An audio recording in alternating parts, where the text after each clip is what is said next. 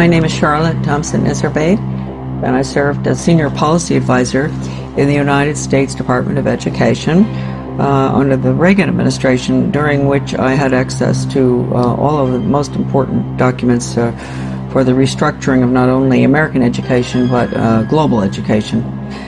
And I'm also the author of The Deliberate Dumbing Down of America, which gets into all of this, gives the background of what I saw not only in the Department of Education, but as a local school board member.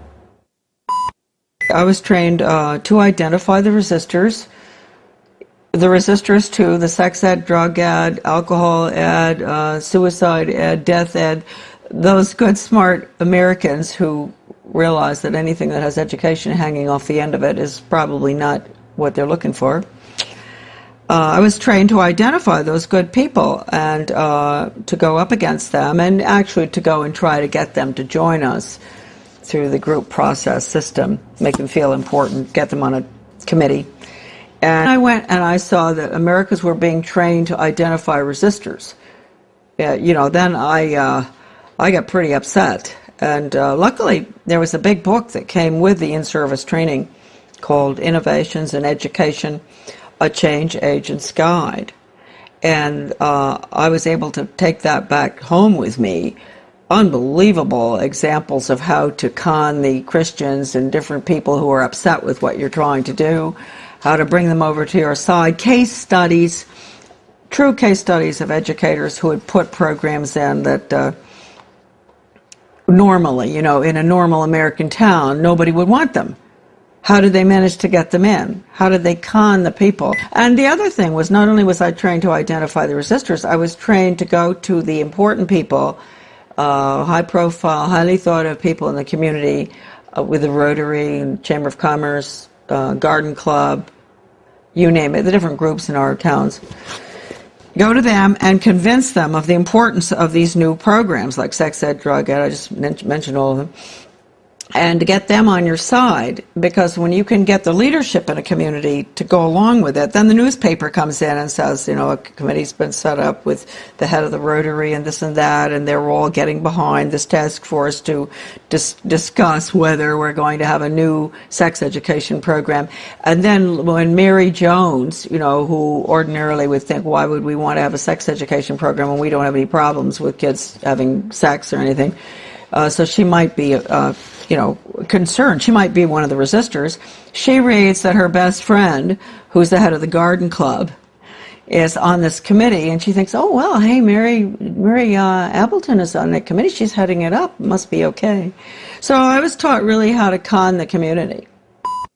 They always call everybody really bright people in the community who have these concerns. And would you like to join our group? The original program was funded by what would subsequently become my office. It was funded by the Office of Research in the U.S. Office of Education, because it was funded early on, about the late 60s. Still funded, by the way. And the money went to the University of Michigan in Ann Arbor to a professor by the name of Ronald Havelock. And he was the one that put together the whole training, the whole seminar, the book. And in the back of the book they admitted it. Right in the back of the book, they had about 100 major change agents listed from all over the country. Some of them I recognize, some I still don't, but some I do. And so this was a very important project. And it was being carried out I'm sure, all over the country, not just where I was.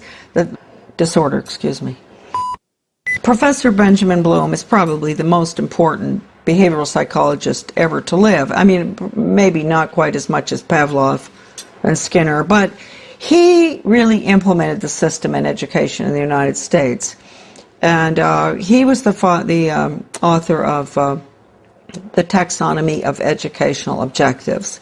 And I know that doesn't mean much to us. It means a lot to teachers. They know. All teachers have to go through that, Bloom's taxonomy. And just to give you an idea of how blatant they are, Benjamin Bloom said the purpose of education, and I often say this to parents, really, listen to this. You think the purpose of education is reading, writing, and arithmetic? The purpose of education is to change the thoughts, actions, and feelings of students. And then he goes on and he says, he defines good teaching, and this is even worse from the parental standpoint, as challenging the student's fixed beliefs. And then, in some of his works that I have, that are in my book, a lot of this stuff is in it. When he says challenge, does he mean challenge or does he mean change? Change their fixed? Yeah, through challenging. It's through challenging.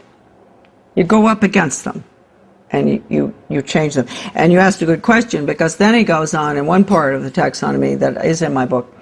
He says that he can take a student from here to there, from a belief in God or his country or whatever, to being an atheist and not believing in his country in 1 hour. Did he do that? Oh yeah, he does it. And I've seen it with students. I've seen it with young people.